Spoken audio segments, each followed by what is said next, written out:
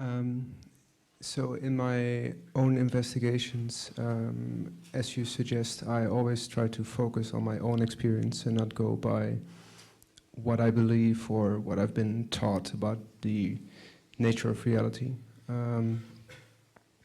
The difficulty that I'm faced with there is that when I go on my own experience, I cannot confirm that there are other people with their own experiences and their own consciousness. Do you see where I'm trying to go with this? Or? Yes. So I want to go with my own experience, but I cannot confirm other people and their experience, their consciousness.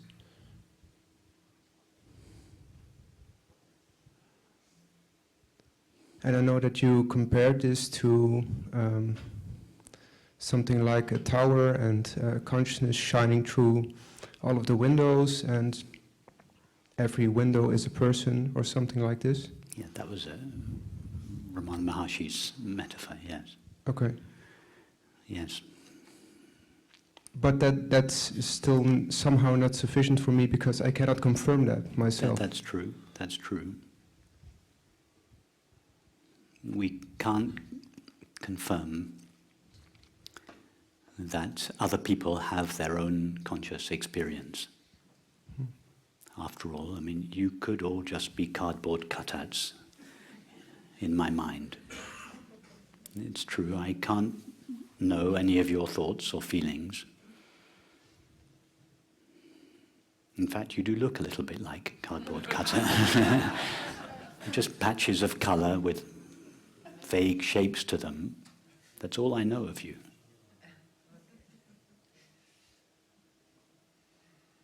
But if we really thought that was the case, why would we be having this conversation? If we really thought that was the case, why would we take care not to tread on our cat's paw, for instance? I mean, if the cat doesn't have an experience, then treading on its paw is not going to hurt it, you know. Why would one go out of one's way to be kind to other animals or people? Why would you relate to anyone else at all?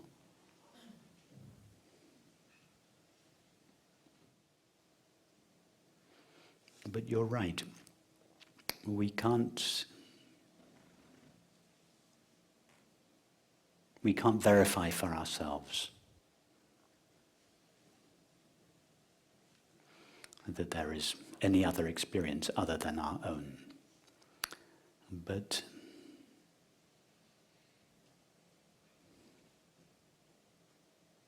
what we can know about our own experience is that our minds are limited. For instance, this perception that each of us is having, presuming that each of us is having a perception, this perception is limited. None of us are experiencing our bedrooms at the moment. None of us are experiencing the streets of London or Tokyo or New York at the moment. In other words, this perception is limited. Our minds are finite, limited.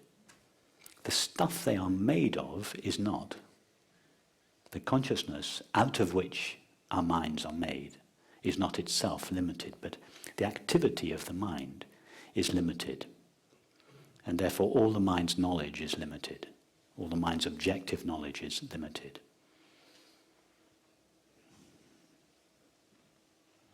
Therefore we have to be very careful saying anything for absolute certain about objective experience, because what we know objectively is very limited. It's true, it's possible that all there is the content of my finite mind. In other words, none of you are having experience. There is no other being having experience. It's possible, just like in a dream. For instance, imagine that we were having a dream now. We, the character in the dream would be the only one having conscious experience. It's called solipsism. It's a kind of form of madness and is often confused in contemporary non-dual circles with the non-dual understanding.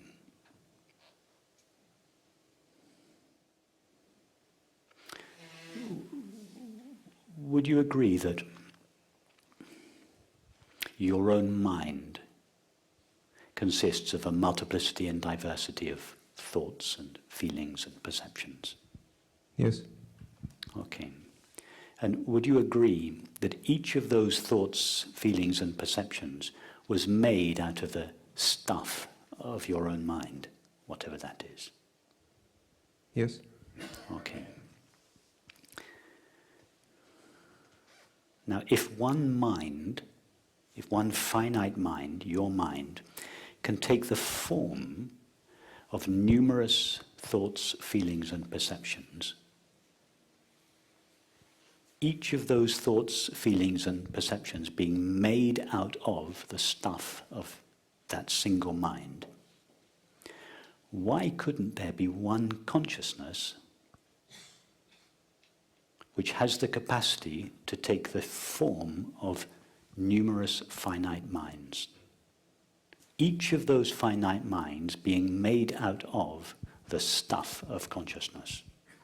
In other words, why couldn't it be, just as each of our own thoughts, feelings and perceptions are, as it were, precipitated in our mind, why couldn't each of our minds be precipitated in the same consciousness, or be downloaded from the same consciousness? What is beautiful about this model I'm suggesting is two things. One, it is consistent with the consciousness-only model. It is consistent with our experience, which is all that is ever known is consciousness. And two, it's also consistent with our deep intuition that there is more to experience than just my finite mind. There are numerous finite minds. There is something, when we hear of solipsism, if I were to say to you, if I had started this evening by saying, all there is in experience is my, Rupert's, finite mind. None of you have thoughts or feelings. It's now nearly 8 o'clock. I think there'd be very few people left in this room. So it's true, we cannot prove with the mind that there are other minds.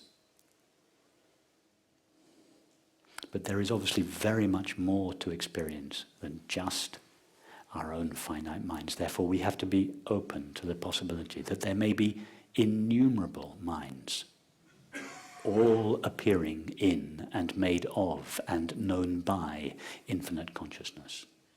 Not only so-called human minds, but the minds of dogs and cats and fleas and fishes. That they are all, that each of these finite minds is, as it were, a segment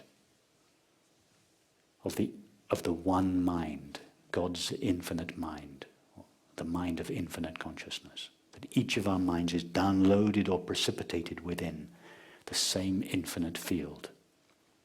Each of our minds is, as it were, a window onto that field, allowing that field to realize or know a segment of its own infinite potential.